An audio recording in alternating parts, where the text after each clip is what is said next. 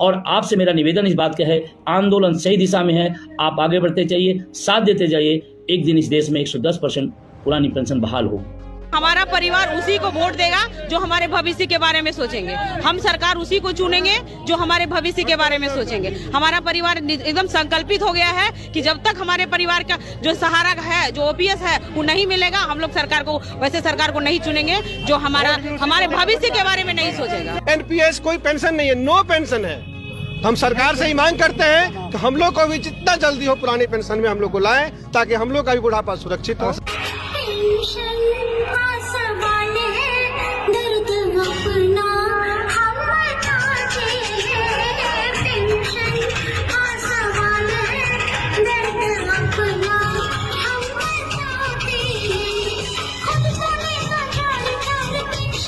नमस्कार साथियों, आजकल एक बहुत बढ़िया चलन हो गया है। जब पुरानी पेंशन की बात आती है तो तमाम सारे अर्थशास्त्री तमाम सारे आंकड़े लेकर निकल आते हैं और कभी आरबीआई, कभी अर्थशास्त्री और तमाम तरह के लोग आकर ये बताने के लिए कि पुरानी पेंशन से देश का गर्द हो जाएगा, पुरानी पेंशन से देश का विकास रुक जाएगा। शायद ये सारे लोग झूठे तथ्य दे रहे हैं और इसी बात को हमें बहुत ज़रूरी था क्लियर करना। जैसे अभी रिपोर्ट लगातार आ रही है कि आरबीआई ने एक रिपोर्ट दी है कि ओपीएस से राज्यों पर भार पड़ेगा और केंद्र सरकार का जो विकास का काम है वो रुक जाएगा।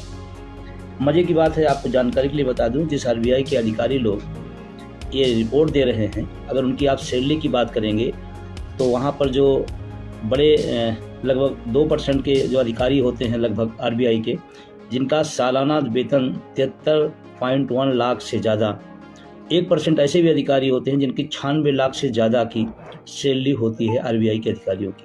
वो आपको ये बताने आ रहे हैं कि ओपीएस से देश गर्द हो जाएगा।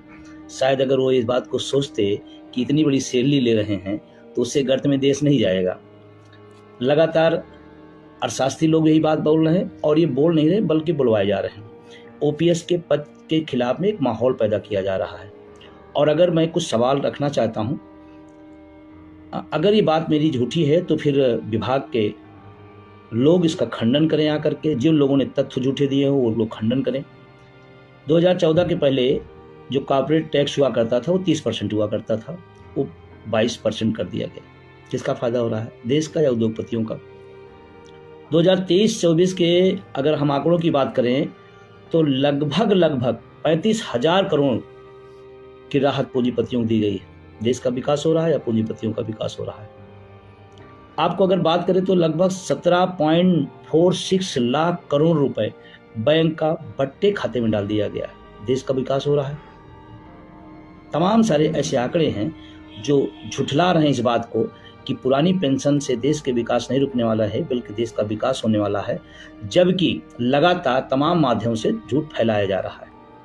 और जो लोग फैला रहे हैं वो तो खुद बड़ी सैलरी ले रहे हैं। एक देश का अर्धसैनिक बल पेंशन ना पाए और आरबीआई का एक शीर्ष अधिकारी करोड़ों रुपए के आसपास सैलरी लेता है तो वो ज्ञान देने आता है एक छोटे से कर्मचारी को, एक सफाई से कर्मचारी को, एक छोटे से जो बाबू होता है, जो छोटे तनख्वाह वेतन भोगी होते हैं, उनको बताने आ रहा है। और पूरा मीडिया हब, पूरा जो सरकारी तंत्र है, सबको इस बात के लिए लगा दिया गया है कि पुरानी पेंशन देने से। मजे की बात है, जिन लोगों ने लगाया है वो खुद कई पेंशन लेते हैं। जो लोग बताने आ रहे हैं वो खुद बड़ी सैलरी और बड़े वेतन पेंशन के भोगी होते हैं। उसके बाद इस तरह का रिमर फैलाया जा रहा है। मुझे इस बात के लिए बड़ा आश्चर्य हो रहा है कि उसके बाद भी तमाम सारे लोग इस तथ्यों को जानते हुए भी, तमाम बुद्धिजीवी और पढ़े लिखे भी इन झूठे आंकड़ों में पड़ जाते हैं। मैं कहता हूं, अगर आपको इतनी दिक्कत है तो खुली डिबेट कराइए। आरबीआई के लोग बैठें, जो इस आंदोलन को लड़ रहे हैं वो लोग बैठें, सरकार के नुमाइंदे बैठें, तथ्य जनता के सामने आए, पता चले कि क्या पुरानी पेंशन से देश का बेड़ा गर्क होगा या जो तमाम हजारों करोड़ रुपए के पूंजीपतियों को माफ किए जा रहे हैं उसे बेड़ा गर्क हो रहा है।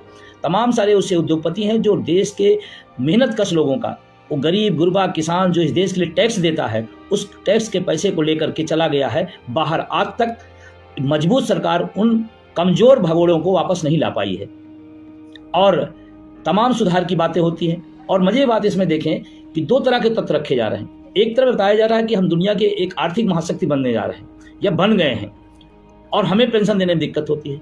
जिस देश में इस देश के लोगों की सुरक्षा, सामाजिक सुरक्षा देने से सरकार वंचित कर दे रही है, जिस देश में संविदा का सैनिक रखा जा रहा है, उस देश की इकोनॉमिक्स मजबूत कैसे हो रही है, मेरे आज तक समझ में नहीं आया।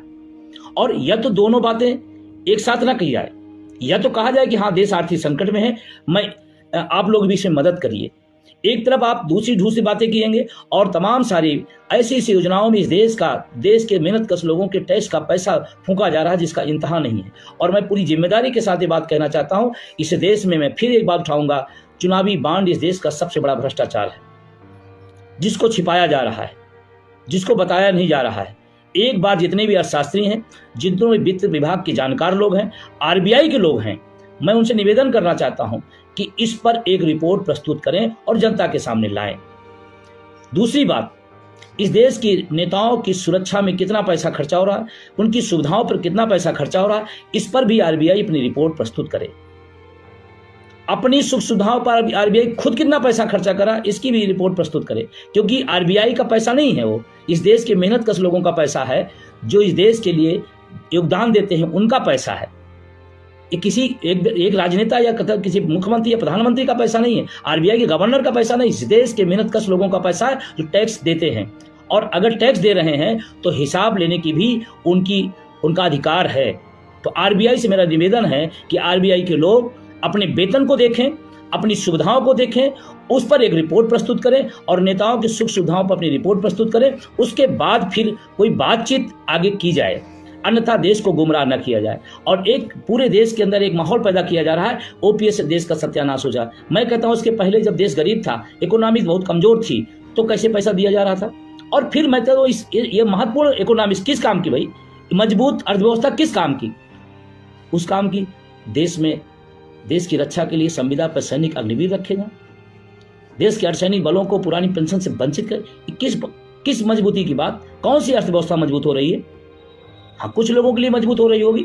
और मैं पूरी जिम्मेदारी के साथ ये बात कहना चाहता हूं कि इनके झांसे में ना आए, अपने आंदोलन को आप आगे बढ़ाएं। आपका आंदोलन, इसका मतलब बहुत सही जगह पे और सही दिशा में जा रहा है, तभी रोज लोगों को उतारा जा रहा है।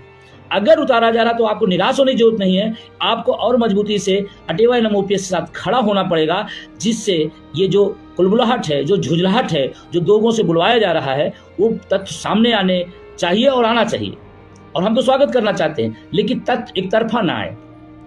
दिखाइए ना, आरबीआई रिपोर्ट प्रस्तुत करे, 800 लोगों में आदमी कैसे जीवन यापन करेगा, एनपीएस के तहत 1200 रुपए में कैसे जीवन यापन करेगा, इसकी एक रिपोर्ट प्रस्तुत की जाए। इस देश में एनपीएस के तहत कितने पैसा कितने लोगों को मिल रहा है और उनका जीवन यापन कैसे चल रहा है, इस पर एक रिपोर्ट प्रस्तुत करें।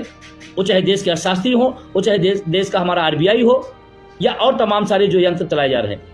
देश की मीडिया से मैं भी एक बात कहना चाहता हूँ, एक बार वो रिपोर्ट जरूर प्रस्तुत करें।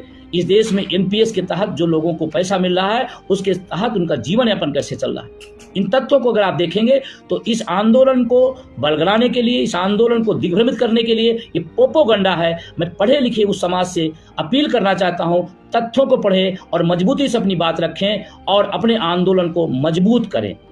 ये मेरा निवेदन है।